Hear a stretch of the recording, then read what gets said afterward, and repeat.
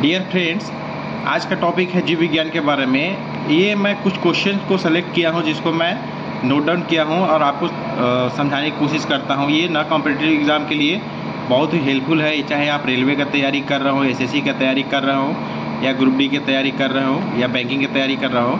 तो इस टाइप के क्वेश्चन उसमें आपको क्वेश्चन में मिलेगा। तो हम लोग स्टार्ट करते हैं जीव विज्ञान के बारे में। कुछ ऐसे इंपॉर्टेंट क्वेश्चन हैं जो आते हैं रेगुलर, तो उसको देखते हैं। फर्स्ट है, अरस्तु को जंतु विज्ञान का जनक कहा गया है। अरस्तु को जंतु विज्ञान का जनक कहा गया है। नेक्स्ट है, थियोफ्रेस्टस को वनस्पति विज्ञान का जनक कहा गया है। इस टाइप का क्वेश्चन ना एनटीपीसी वगैरह में आता है। तो रेलवे एनटीपीसी का क्वेश्चन में 2020 का जो हुआ था उसमें इस टाइप का क्वेश्चन आया था कि थियोफ्रेस्टस को वनस्पति विज्ञान का जनक कहा जाता है।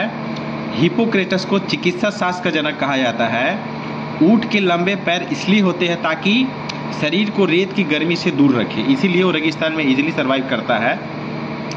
मछली जल में जब जल में जीवन यापन करता है तो गिल्स की सहायता, जिसको क्लोम बोलते हैं, उसकी मदद से श्वसन करता है। डॉल्फिन और व्हेल जो होते हैं वो सिर पर स्थित नासा द्वार अथवा वात छिद्रों के द्वारा वो लोग श्वसन करते हैं। क्लोरोप्लास्ट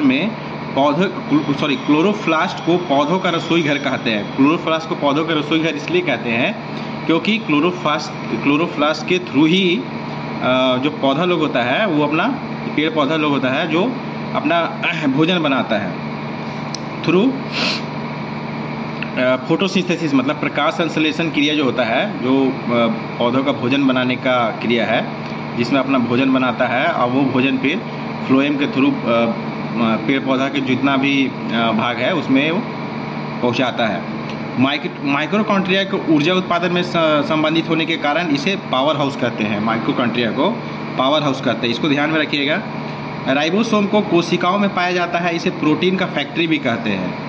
लाइसोसोम को पाचक थैली भी कहते हैं क्योंकि यह अंतः कोशिका पाचन में सहायता करता है और ये कोशिका के अंदर किसी भी बाह्य पदार्थ जैसे बैक्टीरिया आदि को नष्ट कर देते हैं, और यदि मृत कोशिका को नष्ट करने में आवश्यकता हो तो अपनी झिल्ली तोड़कर ही एक ही बार में अपना सारा द्रव मुक्त कर देते हैं और स्वयं ही नष्ट हो जाता है, इसीलिए इसे आत्मघाती थैली भी कहा जाता है।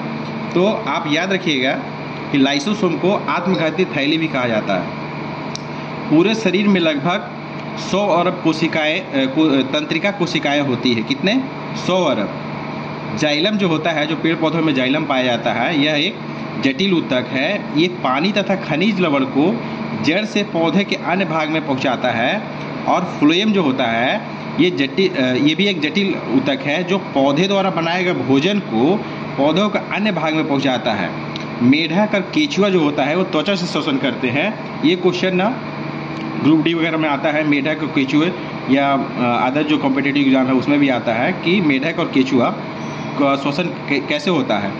रुधिर जो होता है, मतलब ब्लड के बारे में हम लोग डिस्कस करते हैं। तो रुधिर जो होता है लाल संवहनी और सहयोगी ऊतक है। यह शरीर के ताप का नियंत्रण करता है। ताप नियमन का कार्य किसके द्वारा होता है? रुधिर के द्वारा। रोगाणुओं और अवांछित पदार्थों को शरीर की प्रतिरक्षा करता है। मतलब इसका जो मुख्य कार्य है वो हम लोग को बचाता है। तो मुर्गी का अंडे का जो चूजा होता है उसको बनने में लगभग 3 सप्ताह का टाइम लगता है। और मानव शरीर में अस्थियों की संख्या कितनी होती है दोस्तों? 206।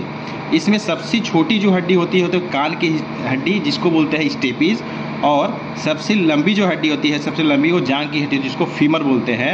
ये क्वेश्चन भी एनटीपीसी में आया हुआ था। ये कान की हड्डी सबसे छोटी होती है, इसको स्टेपीज बोलते हैं। तो कौन से शरीर के ऐसे हड्डी है, कौन से भाग की हड्डी है जो सबसे छोटी है और कौन सी हड्डी है जो सबसे लंबी होती है, इसको ध्यान में रखिएगा। पेशियों की कुल संख्या 639 है और बड़ी आंत की लंबाई 1.5 मीटर होती है और छोटी आंत की लंबाई 6. नेक्स्ट क्वेश्चन है फ्रेंड्स कि मानव शरीर में रुधिर का जो मात्रा होता है वो 5.5 लीटर होता है। कितना होता है? 5.5 लीटर। तो इसको ध्यान में रखिएगा। सबसे बड़ी अंतःस्रावी ग्रंथि जो होती है वो होता है थायराइड ग्रंथि। ये भी एग्जाम में पूछता है। मानव मस्तिष्क का जो भार होता है वो 1220 से 1400 ग्राम का होता है, ये भी ध्यान में रखिएगा। मेरुदंड की जो लंबाई होती है वो 42 से लेकर 45 सेंटीमीटर होता है। और सामान्य रुधिर का जो दाब होता है, जिसको ब्लड प्रेशर बोलते हैं, 120/80 Hg होता है। यदि किसी का बोलते हैं कि 120, 130, 145 हो गया, तो 140, 150 होता है, तो वो बोलते हैं कि बढ़ गया हो। तो जो नॉर्मल होता है वो होता है 120/80। सर्वग्राही वर्ग जो होता है, ए बी होता है सर्वग्राही, और ओ जो होता है वो सर्वदाता होता है। सबसे बड़ी स्तनी नीली वेल होता है, नीली वेल सबसे बड़ी स्तनी है। और विषायकाल स्थली जो स्थलीय है वो हाथी है। सबसे बड़ी स्थलीय पक्षी जो होता है वो होता है शुतुरमुर्ग। और सबसे लंबा स्तनी जिराफ होता है। सबसे लंबा जो जिराफ सबसे लंबा होता है।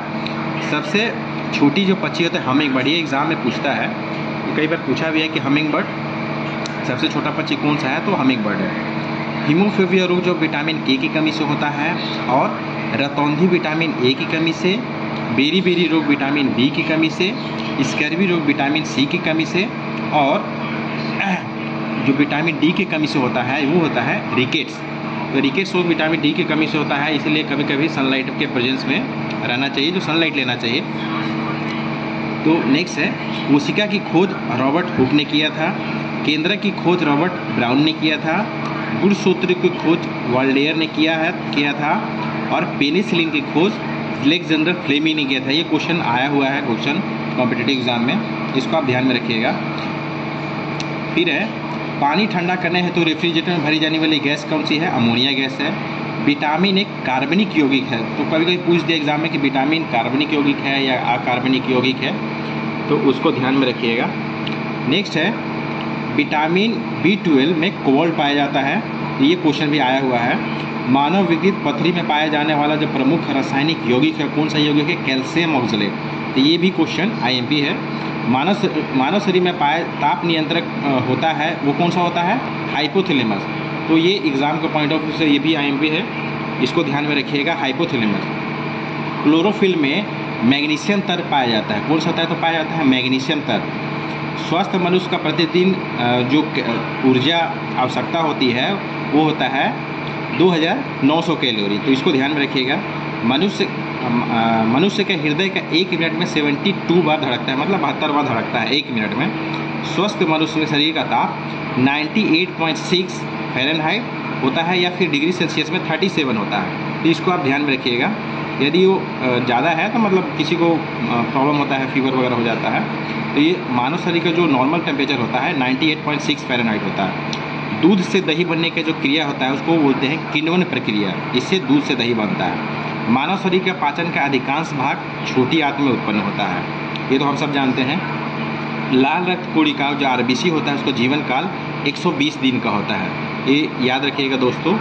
ठीक इसी प्रकार के क्वेश्चन हम और आगे लाते रहेंगे अपने वीडियो में। यदि ये वीडियो मेरा पसंद आया तो इसको लाइक और सब्सक्राइब करिए, ताकि इस टाइप का और वीडियो मैं आपके लिए ला सकूं। Thank you.